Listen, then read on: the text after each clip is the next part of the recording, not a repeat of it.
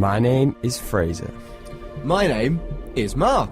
And we are the hosts of the geekiest show alive. To the outside world, we're ordinary geeks. But in the Fab International Studios, we talk comics and find other geeks just like us. This is Geek of the Week.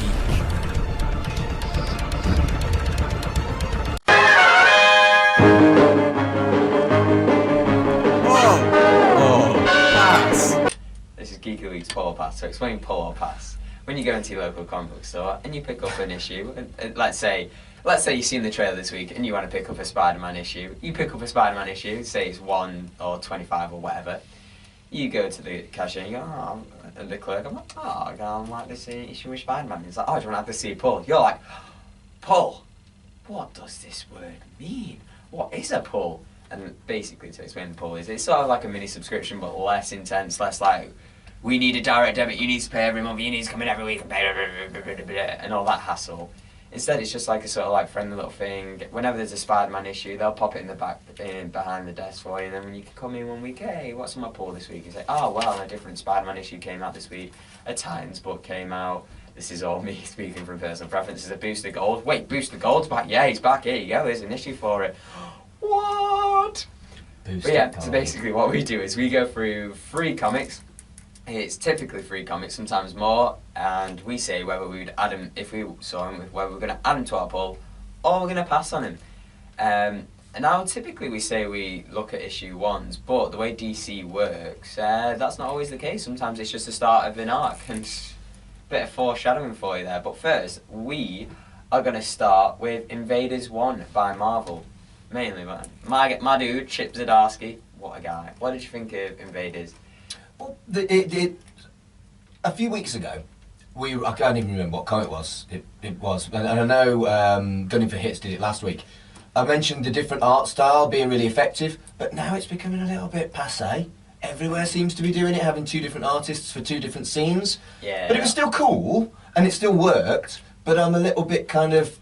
You know what? Less impressed by it. I think it's a comic trope. It's become tropey. No, I mean, like, it has been for a while. Yeah. And still clever, still good, still works, yeah. but I was like, I've seen this 100 times now. You've become immune to it. That's the thing as well, there's so many things in comics where at first you see and go, that's a really cool thing to do, and then, like, you see it a lot, you're like, like dual page spreads, like, at first they're like, oh my goodness, this is epic, and then when you see them, like, every week, like, yeah.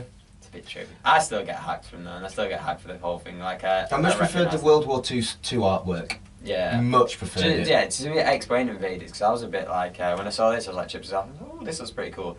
It's basically like the World War guys, so it's like Namor, Bucky, Captain America, and the original Human Torch, the android, who did appear in Winter Soldier for a bit. Not Winter Soldier, First Avenger, there was a little thing for him. And sort of like Namor now's turning a bit dark and stuff like that. He's going to declare war on the land and stuff like that. So it's sort of his buddies from them, the Invaders, sort of like going, no, this isn't Avengers job, because there's a bit with Tony where Cap's like, no, this isn't an Avengers mission, this is an Invaders mission, which is pretty cool. I sort of dug it. I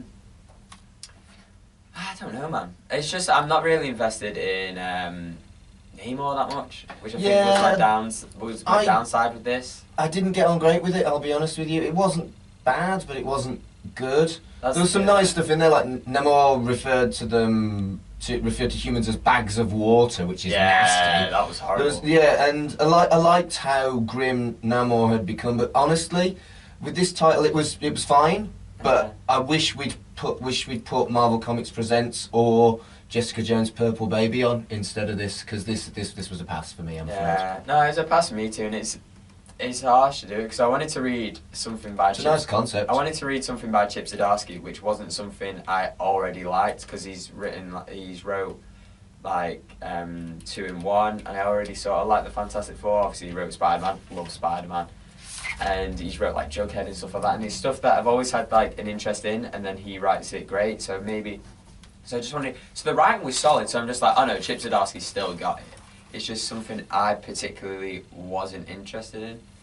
Fair enough. Which is, unfortunate. Now, this is what we were talking about before with DC. So what DC do is, Marvel like to start over again and do a lot of ones.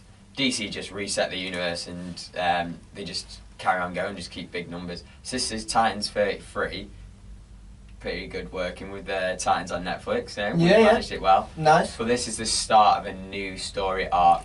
Interestingly enough, Titans was on my pull while I was at university. Then I went to America, got Comixology, and it sort of rained off my pull. So this, for me, was like, do I want this back on my pull?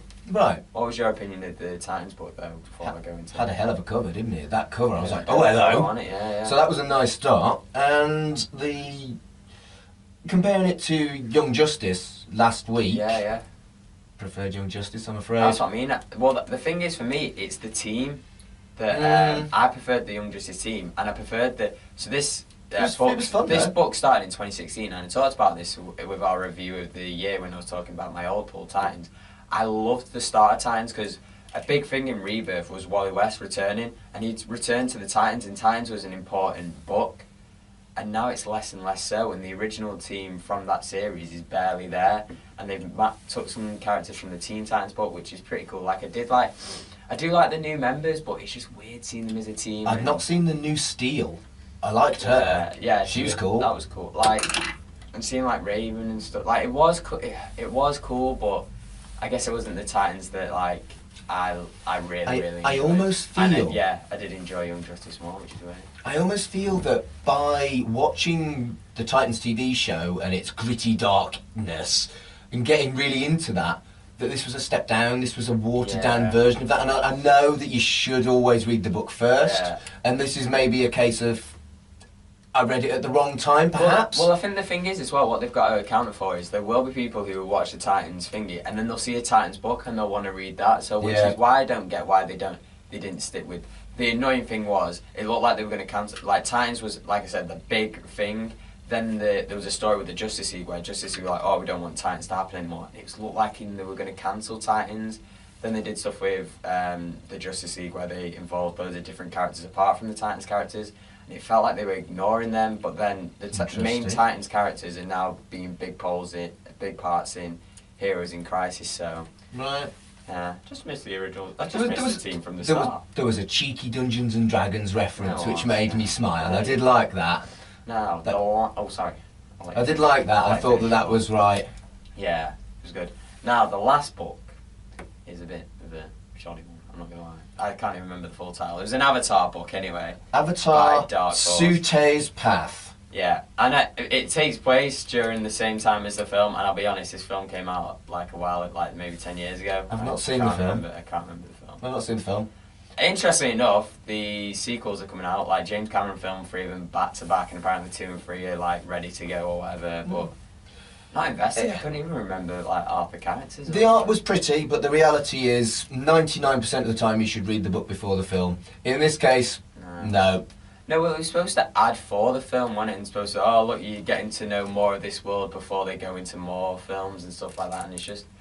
The thing with Avatar it's the highest grossing... It annoys me that it's the highest grossing film, and it's all because it's a gimmick film. It was all because of the 3D. It wasn't because of the quality. So yeah, I think that's a pass as well. Oh mate, I'm 3 passes. That's 3 passes. 3 passes for me too. Sad times, man. But we're interested to see what you all think. If you read any of these books, were they a pull, were they a pass for you? If you've not read them and you hear our opinions, what would you think? Would you go, actually no, I'm going to pull it despite what you say, or oh no, I probably agree on a pass? And what did you pull this week? What comics did you pull? Like we say, we're on Facebook, Get Twitter, Social, all of them, and Tumblr. And to listen to Geek of the Week, be sure to tune in next week. Same Geek time, same Geek channel. And if you want to follow us on social media, it's at GOTW Radio on Twitter. Search for Geek of the Week Radio Show on Facebook. And to listen again, it's www.mixcloud.com/Geek of the Week Radio Show.